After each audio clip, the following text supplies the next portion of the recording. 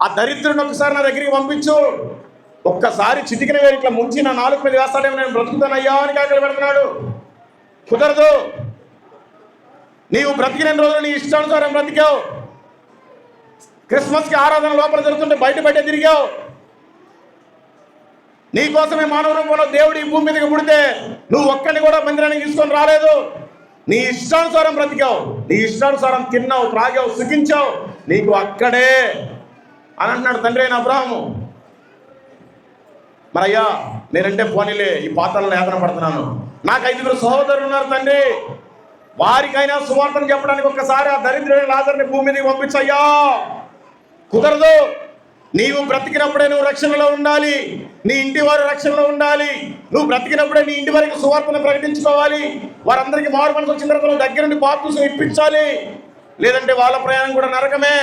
నువ్వు చనిపోయిన తర్వాత నీ ఇంట్లో వాడికి సువార్త చెప్పేవాళ్ళు ఎవరు లేరు అని అంటున్నాడు ఆయన అక్కడి నుంచి. మరి ఈరోజు నీ పరిస్థితి ఏమిటి?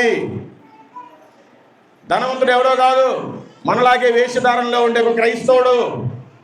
ధనవంతుడు అన్యుడు కాదు, క్రైస్తవుడే. దేవుడు అంటే ఎవరో తెలుసు, సాతాను గారు అంటే ఎవరో తెలుసు, దేవుడి దగ్గర ఎలా ఉండాలో తెలుసు, ఎలా ఉండకూడదో తెలుసు. కానీ ఎలా ఉండకూడదు అలానే ఉన్నాడు, అందుకే పాతాళానికి వెళ్ళిపోయాడు. మరి నీ ప్రయాణం ఎటు ఈరోజు తెలుసుకోండి, లేకపోతే చాలా కష్టం. లూకా సువార్త 12వ అధ్యాయము 5వ వచనం, ఎవనికి మీరు భయపడవలెనో మీకు తెలియజేయుదును, చంపిన తరువాత నరకములో పడద్రోయ శక్తి గల వానికి భయపడుడి, ఆయనకే భయపడుడని మీతో చెప్పుచున్నాను.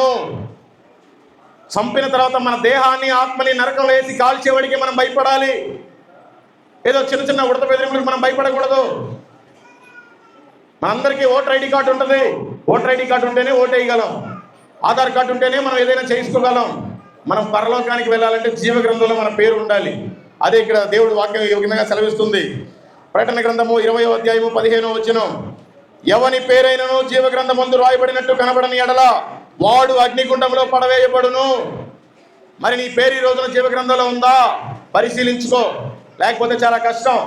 అట్లాగే వాక్యం ఈ విధంగా సెలవిస్తుంది, ఆకాశమును భూమి గతించునే గాని ధర్మశాస్త్రం అంతయు నెరవేరు వరకు దాని నుండి ఒక్క పొలైనను ఒక్క సున్నాయనను తప్పిపోదని నిశ్చయముగా మీతో చెప్పుచున్నాను. కాబట్టి నామకార్థంగా ఉండమాకండి, మంచి భక్తిగా ఉండండి. ఇంకా చెప్పడానికి చాలా ఉంది. నేనైతే 2 గంటలు అక్కడ వెయిట్ చేశాను, కానీ మరి నాకు ఇచ్చిన సమయం అయిపోయింది. కాబట్టి దేవుడి చిత్తమైతే ఇంకోసారి ఎప్పుడన్నా వచ్చి చెప్తాను. దేవుడు మిమ్మల్ని, మీ కుటుంబాలని, మీ సంఘాన్ని దీవించి ఆశీర్వదించును గాక.